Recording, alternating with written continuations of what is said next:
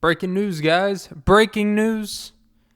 I escaped orientation today. And I do not mean my sexual. I mean, I left with a job. A job that pays a lot more than I ever thought it would. Yeah. So I guess I'm off the schneid. Put some rosin on my bag and set a nut up. And now I'll be lifting a box near you. And I don't mean your girls. I mean, literally, I'll probably be shipping packages to where your girlfriend stays when you decide you can't lay. But yeah, I handle packages and all sizes, not just mid-level exception. Yeah, I don't even know what the job entails. I'm gonna be honest with you. It just, I guess you show up and you tape some stuff, you slap a label, even if you don't believe in them, and you ship it out. And you don't ask questions. When I get my paychecks, all my morals leave the building. And that's okay. You know what? It's okay to accept that your morals are not that important. By the way, welcome to episode 82 of the Off and Beat podcast. I know it's been a brief 5 to 6 day period. Typically, you guys get episodes every day. You fucking entitled pricks. Imagine the ego of someone be like, I need your episode today. It's like you have millions of better options to choose from. Don't sit here and demand something. You guys haven't even left a fucking review and you want to sit here and DM me directly, hey, how come you haven't dropped an episode? It's like, because I'm unemployed. Not anymore, but now that I'm employed, expect less. Actually, you'll probably be getting the same. I'll just double down episodes. I'm going to get a second job to pile up this guapo, as the young millennials or whatever, which is kind of dumb how we want to generalize people. Oh, he's a millennial, so that tells you everything you need to know about them. It's like, oh, they're a boomer. That tells you everything you need to know. It's like, it's a bit of a stretch. Some people have old school values, and some people that were boomers had to break the reins for you to even have multiple terms to call different generations of people. I would say that one went over your head, but went over mine too. Talk about a kill shot, ricochet. Almost like Ratchet and Clank, except I'm really clanking the mic here. We're going to have a good episode for you today. Yeah, it's been a pretty busy week. Man, I'm not going to, I'm very happy. I have a job now that pays pretty damn well. Not going to lie to you. But man, the job application process, applying for jobs, these online sites like Indeed, LinkedIn, fucking, I think there's one called Hire Me. All these different ones, and they say, oh, online hiring, it makes it so much easier for makes it so much easier for people to find jobs. Life was so much quicker and easier when there wasn't an online application. Because what ends up happening, you get a bunch of lazy fucks that apply for jobs that just put in 80 different jobs, knowing they probably only want to work at 4 of them, but they just keep throwing in. And it saturates the field. Then the job's like, too many people to read here. We're just going to pick the ones and break it down. And then saturate fields. People don't show up for orientation. People don't show up for the interview. On my second interview today, I went to a place. And she has said, during COVID and stuff at the other place I was interviewing at, she was talking about how she lost, this past year, a bunch of, long-time employees, loyal employees. And so she had this whole hiring process has been annoying as hell because what will happen is they'll get someone, they'll put out a flyer, people will put in applications, half of them won't even show for the interview. And the ones that show up for the interview don't show up for the first day of work. And then the half of those who show up for the first day of work quit after 4 days. So it's like a bunch of people that just apply for jobs trying to get some quick money, but then realize, this ain't it. Which if you don't want to work that, it's fine. This isn't a lecture about, oh, you don't work. But when you truly get into the hiring process of places, it's really fascinating. I really believe these online application things have actually made it more harder to get a job. I remember the first couple jobs I got. I went in person, got an application. They see you interpersonal, and regardless of people say first impressions, like seeing someone in person gives you a better pulse of whether you even want them to interview. And if you want them to interview, you'll actually give them the right directions. Where if someone you could tell you really don't want to work there, you'll just be like, just go on this random site that our company actually never looks at, but technically we have the flyer on there, and you could put in an application. We could pretend that 3 weeks later when you call for an update, be like, oh, you just have to fill out another one. You just get the process till people get the hint like, this is a pain in the ass. Being unemployed is a whole lot better. But man, the tedious process of this is weird because the place I applied to, shout out to FedEx, wow, I just gave away my appointment. Wouldn't recommend that, but I'm not going to say anything bad about them. But it's weird because I put in an application and literally a day later got an email, got a phone call and be like, hey, come in for orientation. I guess they have a crap load of people that work there, by the way. Jesus. It's a big ass place. But just by, but compared to all the other places I applied to, you applied and then like you're waiting, then like you follow up and then 4 days later you oh yeah, okay, come in for an interview. Then you come in for an interview and then it's whatever. It's like, okay, whatever. It's just the tediousness, that application process. I believe the actual saturation of, they just put out a bunch of openings for jobs that aren't really open, or they put out a bunch of openings that are outdated, or they put out a bunch of openings for jobs that, they get a little sticky about. Where I feel like I'm doing an advertisement for FedEx. But FedEx, it was just like, yeah, we need you. It's holidays, hiring, and it's pretty much if you're decent, you'll stay and you get more hours, blah, blah, blah.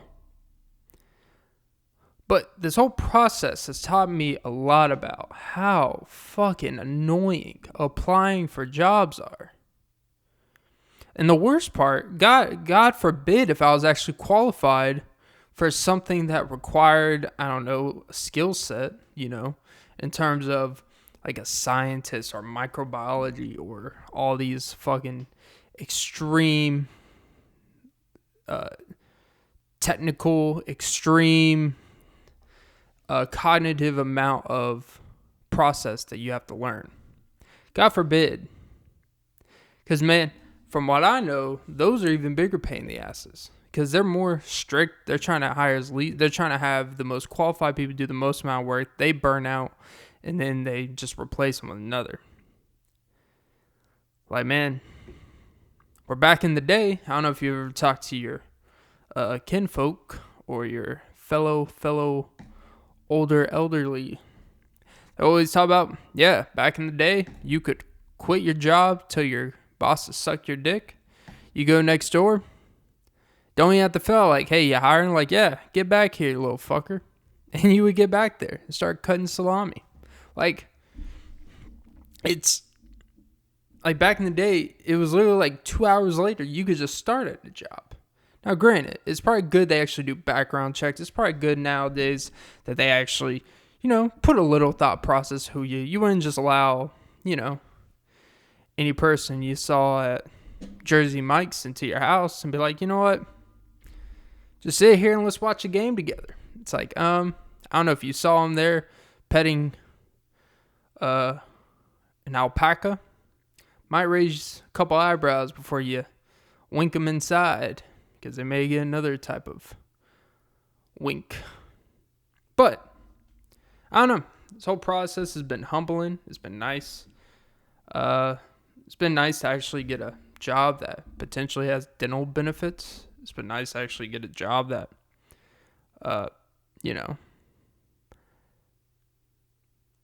makes you feel like you're actually contributing something to society and not killing people. I don't know. Maybe they'll run me to death. I don't know. I've never worked there.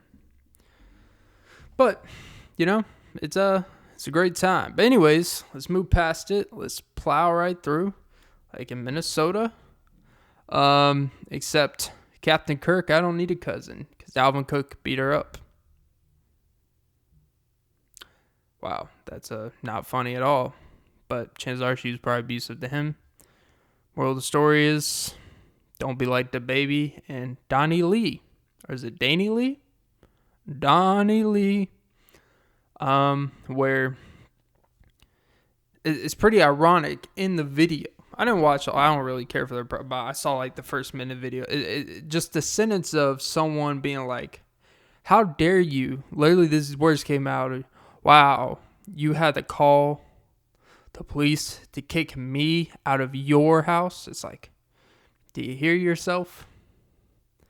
You should be lucky you didn't put no bop into it. Oh, shit, Clint. Uh-oh, here we go. Then you could really see the remix of What's Poppin'. You do not want to see that. I'm not advocating for bad things to happen. All I'm saying is DaBaby has a record. And not just at Walmart, and not just at Rolling Loud stages. Not just in the Dave Chappelle special. He's about it. Wait, I really did make it Captain. Hold on. Let me break down my lineage of think about that. Captain Kirk, Cousins, Dalvin Cook, domestic abuse, potential domestic abuse that didn't happen between DaBaby and DaniLeigh, and his nickname is Kirk. What the fuck, Clint? Oh, he's killing it. Yeah. But yeah, hopefully they get that sorted out. Not in the baby mama drama. But if she was mine, I wouldn't mind. Just for everything except that. But everything that leads up to that, oh yeah, I'm here for it.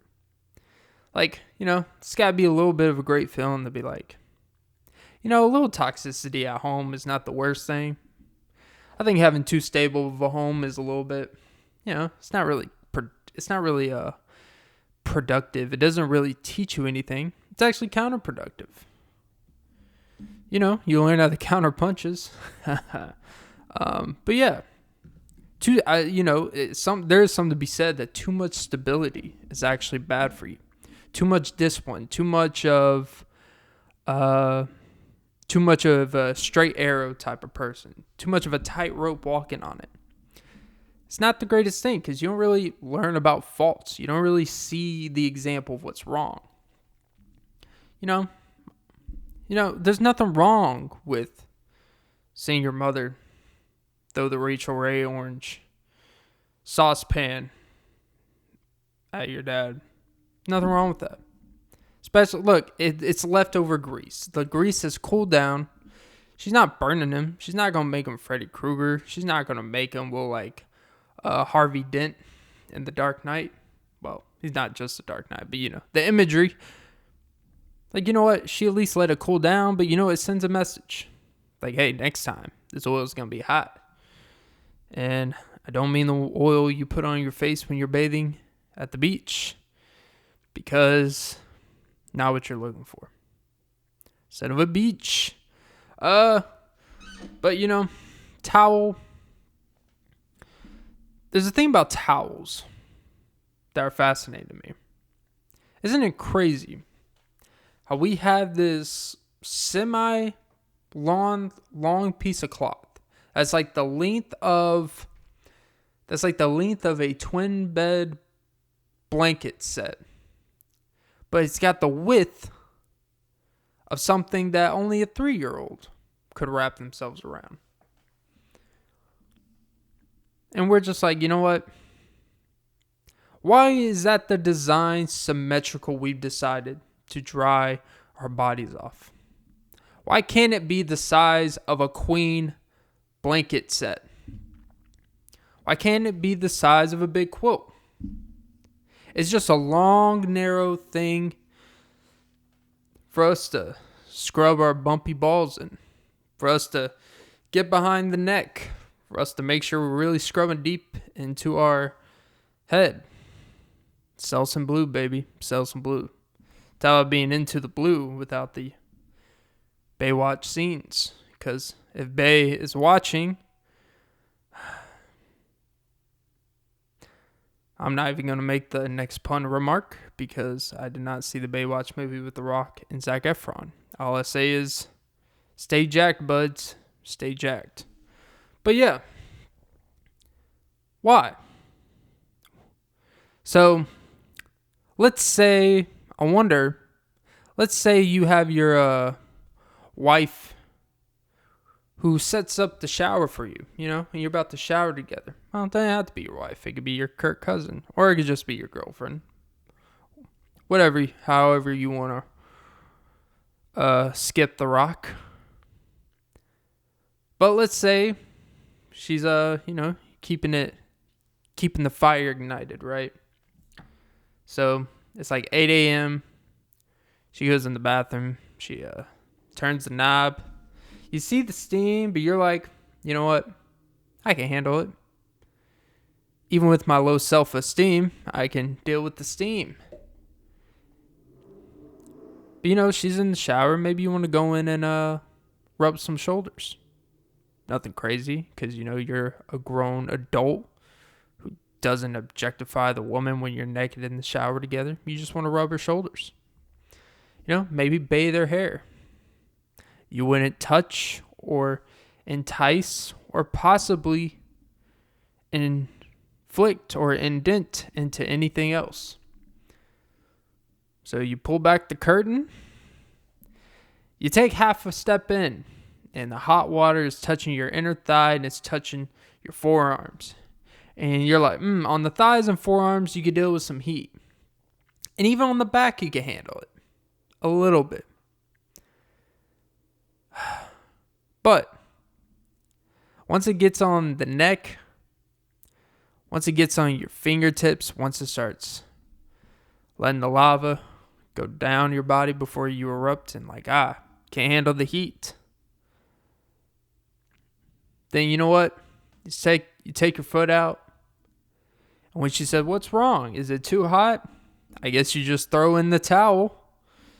And that's your admission of self-defeat and being a pussy. All because it was too hot in the bathtub. Never thought you would hear that out loud.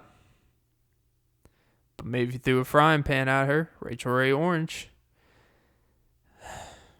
gets a little too hot in the kitchen. People that take obsessively hot showers, though. Is it cool? Is it attractive? Or is it more attractive when you see someone take an excessive cold shower? The extremes. If you're a pussy like me and you like a little warm cold, somewhere in the middle, just a little bit above warm. There's something attractive if someone were to come in my shower overnight, no pun intended, and they were to, if I were to just see them take extremely cold shower, and they're just taking it, they're just taking the chills, giving me chill bumps just thinking about it. Not gonna lie to you. Or if it's excessively hot, and I just see them redder than Santa, and I'm like, man, she could put a gift under my tree any day of the week, even if it's got a bumpy road down there. That's kind of a sad foreshadowing, but I'm not going to get into that. But anyways, talk about wrinkles. The wrinkle effect. By the way, if you ever get your balls checked out, nothing's more awkward than when he's down there. Wow, this just got really weird. And he's inspecting from down there, and he's like, he's wearing gloves. He's shifting without being weird. He's like, hey, do you lift your penis for me? So he can, properly observe and inspect your gadgets. Yeah. So like going back to the future, Matthew Broderick, he was in that. Jesus. But yeah, it's kind of like a weird thing. Like, I appreciate you, not making this awkward and lifting it up for me. But at the same time, it's like, man, I'm really getting my balls inspected right now. That makes you rethink some things in your life. Of course, I wanted to, but it was too serious of a situation to just look down and be like, hey, how's it hanging down there?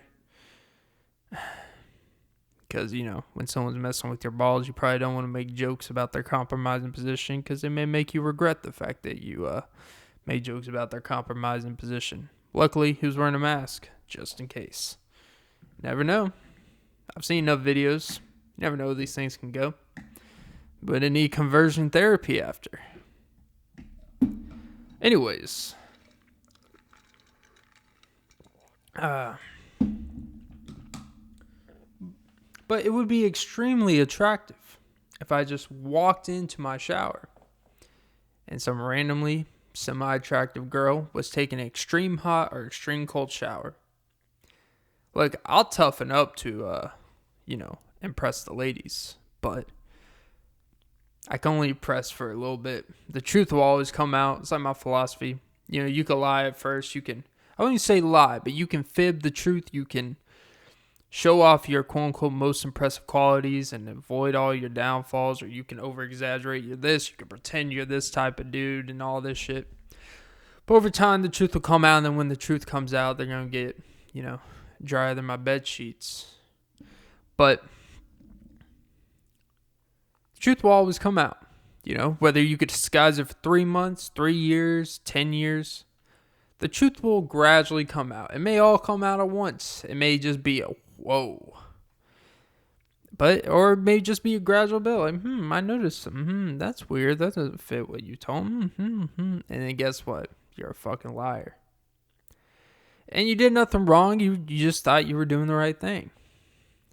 But see, if I were to jump in that shower when it's extremely ice cold or extremely ice hot. I don't know why I said ice hot, but let's just say when the heat is in the moment. I could go in there for 8 seconds and pretend, but I'm just going to get out. I'll get too frustrated. All my nerves will be pissed off, just get in a pissy mood. Because I like, I have a standard for what I like in the shower. I like, I like it being warm enough where I feel a tingly sensation down my spine. But once it falls below, like if you've ever been in the shower too long. And if you've ever been in the shower too long, like let's say you're on a water heater budget. Typically like after 14, 15 minutes, the same heat you had it on, it starts to naturally, the heat of the water gradually goes down and down and down and down. Fucking scam likely fucking calls. Jesus. But the temperature goes gradually down. It's like a midnight summer moon without the mooning going on. Because the pants are already off. You're in the shower. Unless you're a fucking weirdo. And then there's no worse feeling than when you're just sitting there and you just want to, it's one of those times in the shower where you just want to stand there for 25 minutes. But you can't because the water's getting too uncomfortable. It feels weird. It's just not right. You can't change water temperatures once you've already been in there a certain amount of time. You just can't. Your body, it's just not right. You have to get into the water in each sitting of water. You have to get in or jump into the water temperature the same as you leave it. Once it changes while you're in it, it's like the weirdest feeling. It's like pissing your underwear. And then just letting the piss sit there. And then it dries up and hardens. And you realize it wasn't piss. But, hey. How was I supposed to know? It was a prostate exam.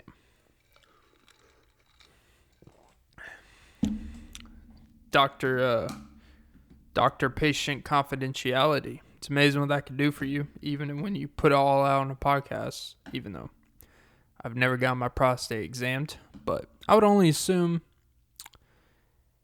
it's exactly what you probably think it is.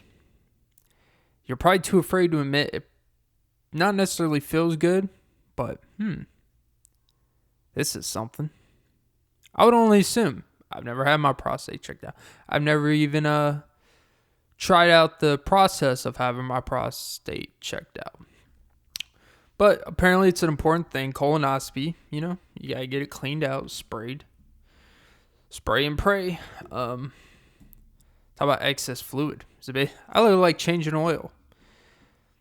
I would only assume, except it would be like if you didn't change your oil for 140,000 fucking miles, because typically you get when you're 60. Look, what are you getting your ass cleaned out now for? I guess you're preventing, but if it's that important to get, then maybe we should be getting colonoscopies like every 2 years or something, Maybe we should all just be getting our ass sprayed out on a regular basis. But let me tell you, because you know what? You don't want to be the doctor that's doing colonoscopies all day. That's something, that's something you mix into the game plan. You don't, it's like a trick play. You don't have your wide receiver throw 25 times a game.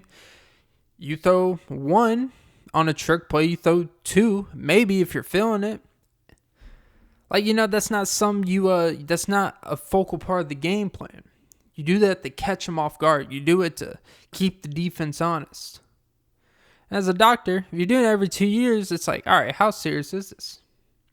It's like, no one's going to take me as a serious doctor if I'm just spraying assholes out every day and dumping it into a bucket. It's like, nah. I only need to do it when you really are fucked up down there. I don't even know, what do you have to do to get a colonoscopy? Is it just something that you do because you're old and it's something you feel like you should do? Or do you do it when you actually start feeling things? I don't know. Hopefully I never have to feel that anal cleansing. Not to sound like a douche, but look, man, if I die with a dirty asshole, I die with a dirty asshole. Tread lightly. That's all I gotta say. By the way, try to what is the point of a fucking clipper? If when I need you to clip my beard, you don't want to power up to do it. I plugged into every fucking outlet where I live. And my highly recommended brand, never had an issue with it. For some reason, it's just low energy. It's like you would think it's been on 2 hours of sleep. That beard clipper, that clipper has been unemployed longer than I've been unemployed. Well, he hasn't worked in 4 months. For me, it was 2.5. Oh, and some change. I let that man be. I let him collect his unemployment checks. I let him rest easy. He's still getting paid. He's in a nice, comfy place. And guess what? The ungrateful ass is like, I don't want to work today. You work for 3 fucking minutes. Shave my fucking beard and power up. Didn't know how to get a fucking generator for my fucking wall clippers. WAHL. Almost like a Wahlberg. Except it's driving me up a wall. Makes me want to throw it. Ugh. To a TV I don't use. Talk about clipping the hedges, except the hedges are like, alright, I guess I'll go fuck myself, huh?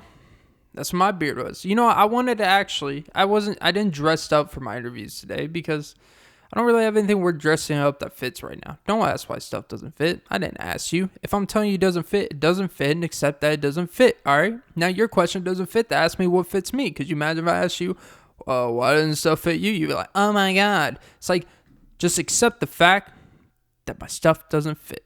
At least my good stuff. Collared, button up. I know my body's in trouble when my flannel doesn't fit. But don't worry. Working on it. Anyways. But I want to actually, I wanted to have a nice face. I'm not going to get a haircut, but I want to have a cleaner face.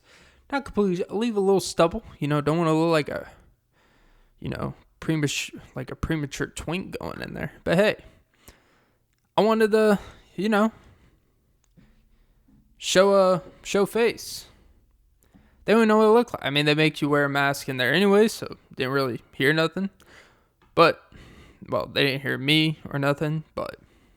So, they didn't really see my face. They probably don't even know what I look like. Well, she did see my ID. She's like, hey, you really let your hair grow out. I'm like, well, yeah, that was 6 years ago. I took that picture, 4 or 5 years ago.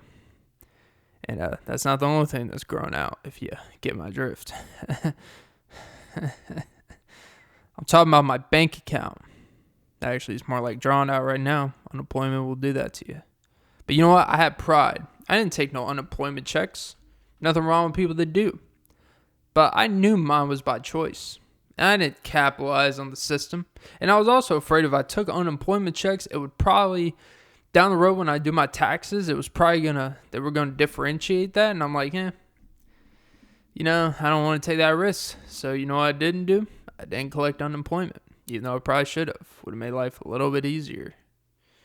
And probably would be able to pay my rent this next month. But don't worry. We're going to get it fixed. It's cool. Not to talk about myself too much, but you're doing a solo podcast. So if you have a problem about someone talking about themselves, they're doing a podcast about themselves, by themselves, alone, I would say you got a you problem. FYI, all the people that do solo radio shows and all these solo YouTubers, these political ones especially that you think are solo, they speak about anything but themselves. No, all they do is project what they hate and make you believe their political belief actually has standing.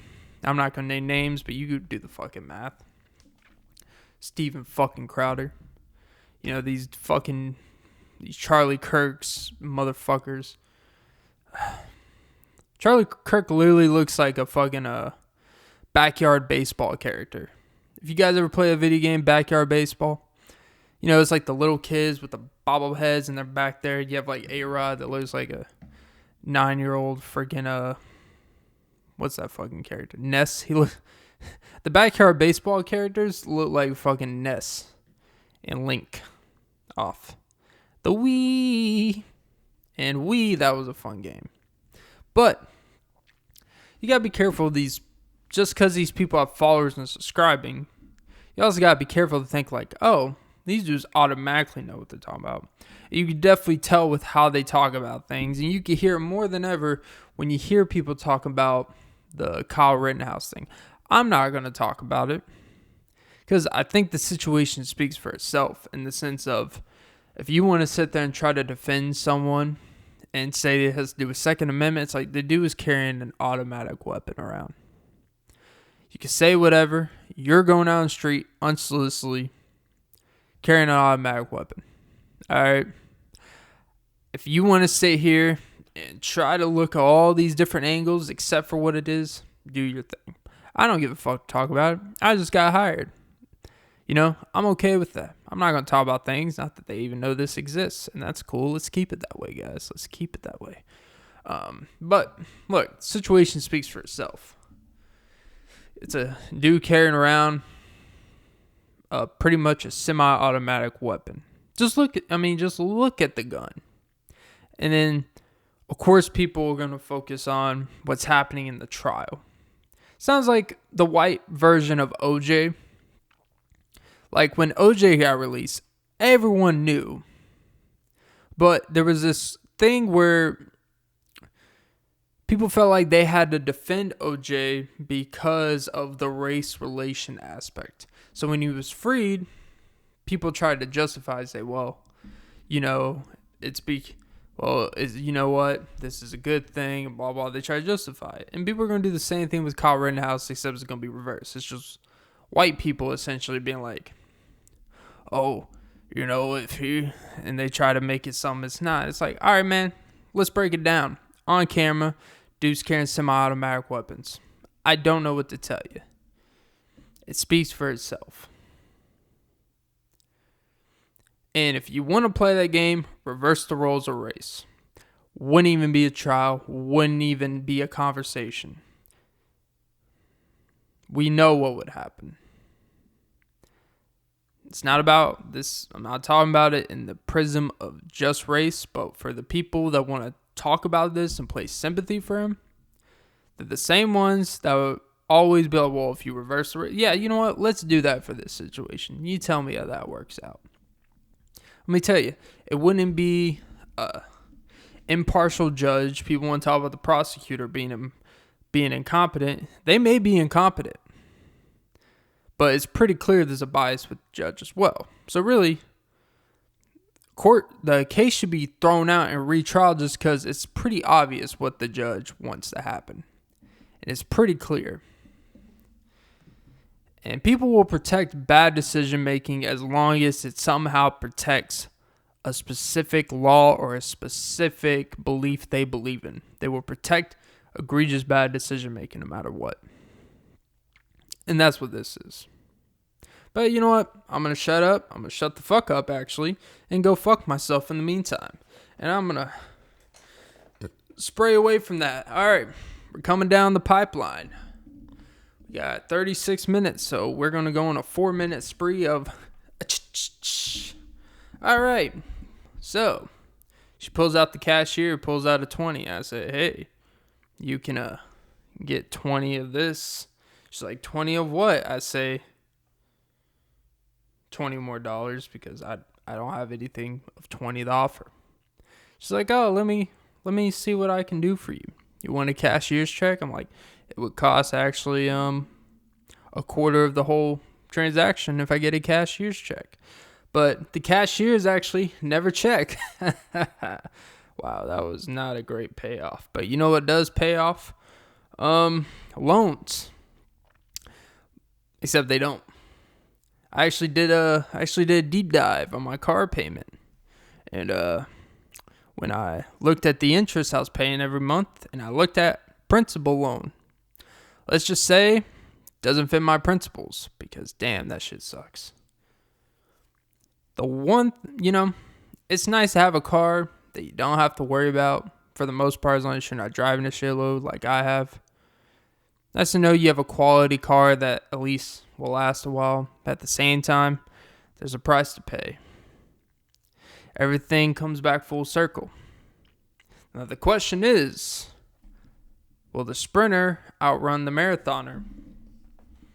Because I've been sprinting that car to a lot of finish lines. Fill the gas tank up a lot. I'm pretty sure if I've done the math, with all the gas I've put in that vehicle, I probably could have paid the car off. And I don't know if that's much of an exaggeration. But hey, you know what? The way car buying should be. Getting fucked in the ass with interest. Woo! And they say credit cards are your best friend. Not that I did with the credit card, but credit cards are basically loans that are bound to fuck your life up. They're bound to fuck your credit score. And, you just got to microdose it, essentially. It's like, yeah. So, basically, credit cards are LSD. If you microdose it, it's all good. But the problem is, people never just microdose things over a long period of time. We get adventurous. We want to try more.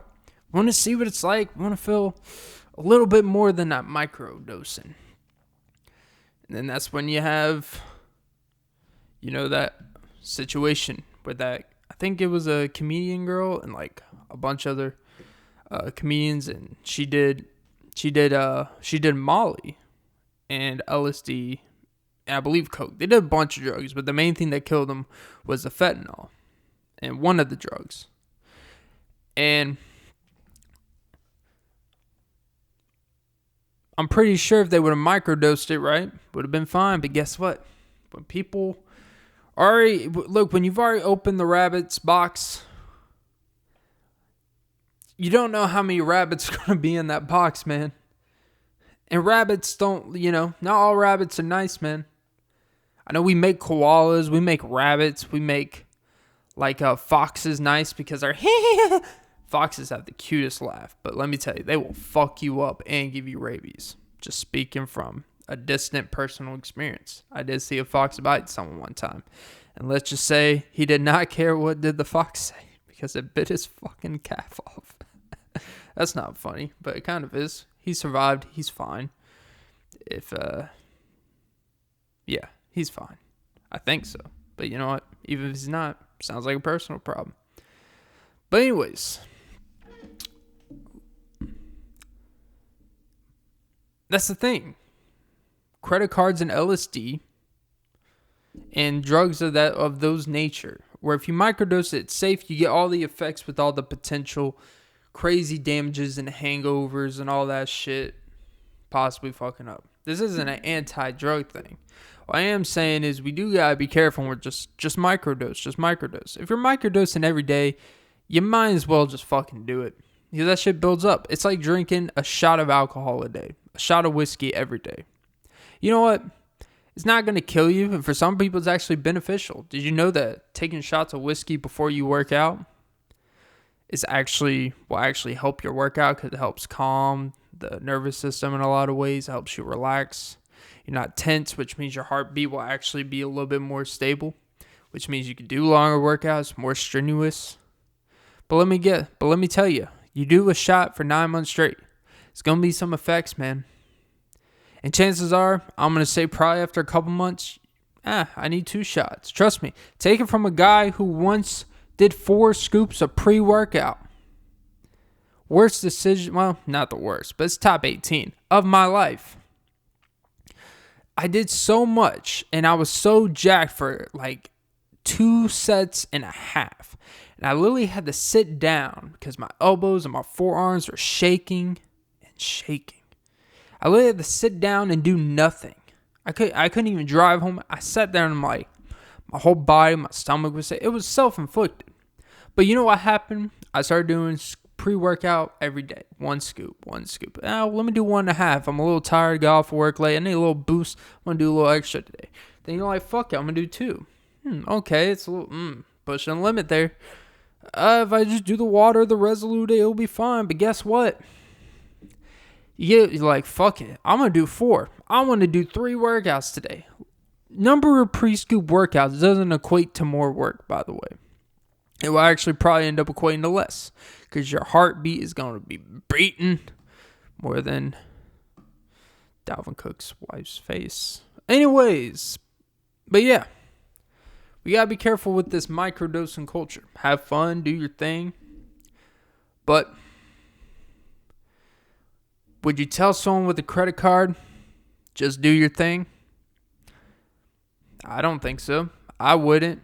You shouldn't either. And based off 80% of people's credit scores, none of us should be telling anyone what to do with their credit. You know, the number one solution to your financial issues has never been, let me put this on a credit card. And that is episode 82 of the Off and Beat podcast. Like and subscribe and suck some titties. And that sounded like a fox. All right, guys, have a great day. Yeah, I'm not unemployed. I'm just employed and undervalued, but with a job. All right, guys, have a great day. Stay employed. Don't quit your job unless you actually just want to quit. If you want to quit your job, just quit. It's okay. You owe no one an explanation. All right, guys. Titties. Comedy.